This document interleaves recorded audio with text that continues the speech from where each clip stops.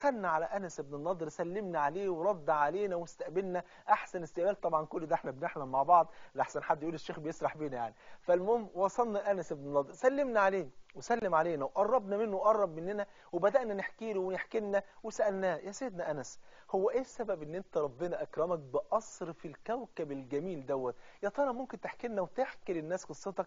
هيحكي أنس بن النضر إن هو، والحديث في البخاري ومسلم، ان هو في غزوة بدر كان عنده مرض شديد جدا، ما كانش قادر بقى لا يتحرك ولا يروح ولا يجي، وكان زعلان جدا ونفسه يخرج يجاهد مع النبي صلى الله عليه وآله وسلم. وبعدين فجأة ربنا يقدر ان أنس بن النضر يلهم هذا الدعاء، قال يا رب، او هذا الوعد، قال يا رب اللهم إني أشهدك أنك لو أشهدتني مشهدا آخر، وفي رواية لئن أشهدني الله مشهدا آخر لا يرين الله مني ما أصنع. وإذا بأنس بن نضر يعطي هذا الوعد لله عز وجل، وفجأة تأتي بعدها بسنة غزوة أحد، يدخل أنس بن النضر يجاهد في سبيل الله سبحانه وتعالى، ويعني لم يعرفوه بعد الغزوة لأنهم وجدوه وبه 89 ضربة، ما بين ضربة بسيف ورمية بسهم وطعنة برمح. فنزل قول الله عز وجل في احتفال سماوي ملائكي على يد جبريل عليه السلام، ينزل بقول الله عز وجل: من المؤمنين رجال صدقوا ما عاهدوا الله عليه فمنهم من قضى نحبه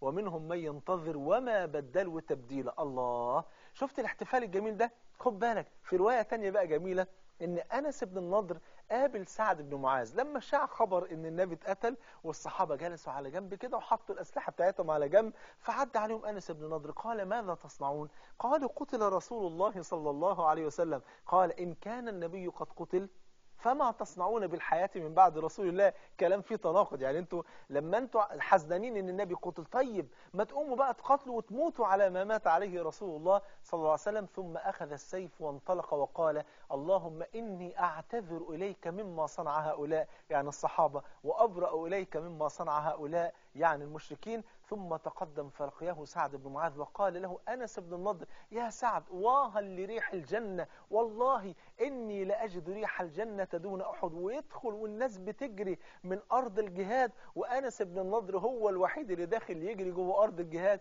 بيجري ورا ريحة الجنة لحد ما قتل. فنزل قول الله عز وجل: من المؤمنين رجال صدقوا ما عاهدوا الله عليه فمنهم من قضى نحبه ومنهم من ينتظر وما بدلوا تبديلا. ده أنس بن النضر، ده صاحب أول قصر شفناه في المكان دوت، في الكوكب الجميل دوت، كوكب الصدق. يا ترى مين اللي ساكن جنب أنس بن النضر؟ مين اللي في القصر اللي جنبه؟ يا خبر أبيض، الله أكبر، ده عبد الله بن جحش. عبد الله بن جحش، طب وإيه اللي جابه في كوكب الصدق؟ أنت ما انتش عارف قصته؟ ده عبد الله بن جحش ليه موقف في غاية الجمال والروعة في غزوة أحد. في غزوة أحد أخوي وحبيبي وأختي الفاضلة، عبد الله بن جحش قابل سعد بن ابي وقاص، فالاثنين واقفين مع بعض بيدردشوا مع بعض كده دردشه على جنب كده قبل ما الغزوه تبدا. فعبد الله بن جحش قال له: يا سعد، ترى ما نحن فيه، يعني خلاص احنا يا دوب داخلين دلوقتي نجاهد، فاكيد هنقتل وهنستشهد ان شاء الله، فايه رايك تيجي كل واحد فينا يتمنى امنيه؟ قال له: ماشي. قال له: اتفضل انت الاول يا سعد. قال له: حاضر. فوقف سعد بن ابي وقاص وقال: اللهم اني اسالك ان تلقني اليوم رجلا شديدا حرضه، قوي جدا، شديدا بأس، اقاتله فيك فاقتله، ثم آخذ سلبة، ثم أقتل الثاني والثالث والرابع لحد ما وصل السادس، وقال: أقاتله فيقتلني. خلاص أنا كده إيه، الحمد لله بقى قتلت 5 الحمد لله. ثم نظر إلى عبد الله بن جحش وقال: تمنى على الله يا عبد الله. وإذا بعبد الله بن جحش هذا الرجل المحب، يعني ما شاء الله تجد أحاسيسه كده عالية جدا في الحديث ده. فبيقول إيه؟ بيقول: أما أنا فاللهم إني أسألك أن تلقيني اليوم رجلا شديدا حرضه، شديدا بأسه، أقاتله فيك ومشتاق لك، مش قادر أصبر، مش قادر استنى أقتل 1 و2 و3 و4، أنا مشتاق للقائك يا رب. من أحب لقاء الله أحب الله لقاءه. فقال: أقاتله فيك فيقتلني. خد بالك، ثم لا يكتفي بذلك بل يجدع أنفي ويقطع أذني ويفقأ عيني ويبقر بطني، فإذا لقيتك يوم القيامة قلت لي فيما كان ذلك يا عبد الله؟ أقول من أجلك فتقول صدقت. يمر سعد بن أبي وقاص على عبد الله بن جحش بعد ما انتهت غزوة أحد، فيجد عبد الله بن جحش بنفس الهيئة التي تمناها، قد فقئت عينه وبقرت بطنه وجدع أنفه وقطعت أذنه وقطعت